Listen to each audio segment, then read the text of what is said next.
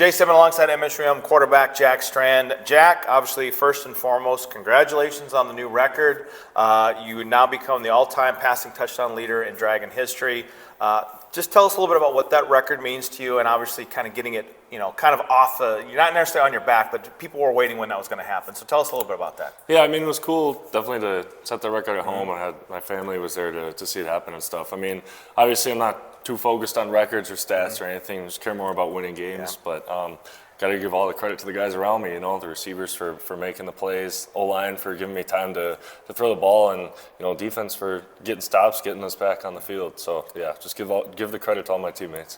So we're at the midway point of the season. You didn't get the result you wanted last week, but obviously compared to the week before down in Winona, much better effort, much more consistent. You were right there with a nationally ranked team once again. So what did you see as kind of the difference going from the Winona week to the week last week against Mankato? Yeah, I think the Winona game, our energy level was just really bad, and kind of pregame and like during warm-ups and stuff, we just didn't have a lot of juice going, and so it's tough to play when it's kind of we're on the road playing in a tough environment, and without energy it's tough to get going. Yeah. And I think this week we were definitely better about it pregame. Everyone was just kind of up and ready for the game, and it's something that we talked about, like getting up for a game against a nationally ranked team. It's easier than against a non-ranked team, like lower in the conference maybe, like some of the games that we've had. So, we have to be able to bring the same energy level and the same juice and the same intensity to every game, no matter who the opponent is. So when you go on the road, then like you've got coming up this weekend against Concordia St. Paul, when you talk about energy, and I've heard other teams and other sports talk about this for years, you got to create your own energy. So come Saturday, how can this team create their own energy? Is it going out there and having a successful first drive? Is it a big splash play, whether that's on offense or defense? How can a team create your own energy and get yourself going?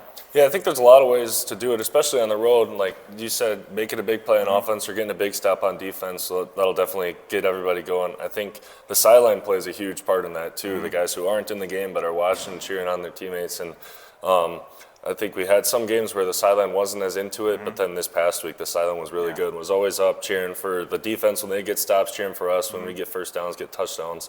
I think that all goes back just to the love that each of us has for each other. And like even if you're not in the game playing, you can still be a huge part of the game by cheering, picking your teammates up. When we look at this season so far, we're just past the midway point. I mentioned that earlier. Very tough start to the season. You played 3 ranked teams. You played a Wayne State team that's been towards the top of the conference. You had a long road trip to Illinois, and then another somewhat long trip down to Winona. You're on the back half of the season. Obviously, maybe statistically the schedule gets a bit easier, but what can you take away from that first half? Because you did get 2 wins over ranked opponents. So when you look back at that first half, what are kind of overall thoughts on that first half?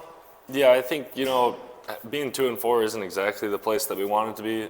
To get those 2 wins over ranked teams, it's definitely big, and it's a big step in our program going forward.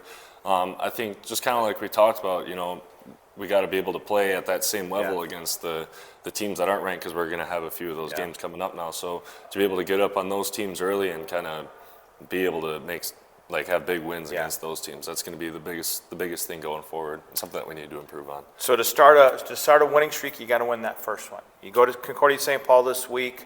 Concordia St. Paul, I believe, was 2-4 as well. What do you guys have to do to get a win against Concordia St. Paul down at Seafoam Stadium in St. Paul? Yeah, I think we just got to get up early, and like we've talked about in the past, we can't let them have any chance, because that's the way that some of these games have gone. Like we've started off slow, we've let the other team kind of stay in the game, and then we haven't been able to get back into it. So to be able to go up early, get a couple scores, get a couple stops, and just make sure that they have no chance, that's going to be the key. When you look at last week's game, I mean, obviously outside of some sacks that you had to take, you ran the ball effectively, Finn ran the ball effectively.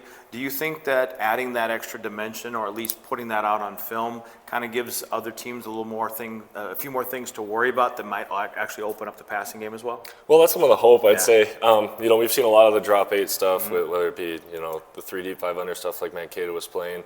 Makes it tough, especially to get throws over the top. But if we can start running the ball effectively quickly, especially, you know, we've run it mostly in 11 personnel with the tight end, but if we can start running it in 10 pers too, and that'll really, you know, force them to kind of go into a 4-down line, and hopefully it'll open up some things in the pass game. All right, well, best of luck this weekend in St. Paul. Big Game James and myself will be there, as always, covering all the action on Saturday. So best of luck. Thank you. All right, this is Jace Denman alongside MSUM quarterback Jack Strand. We'll talk to you soon.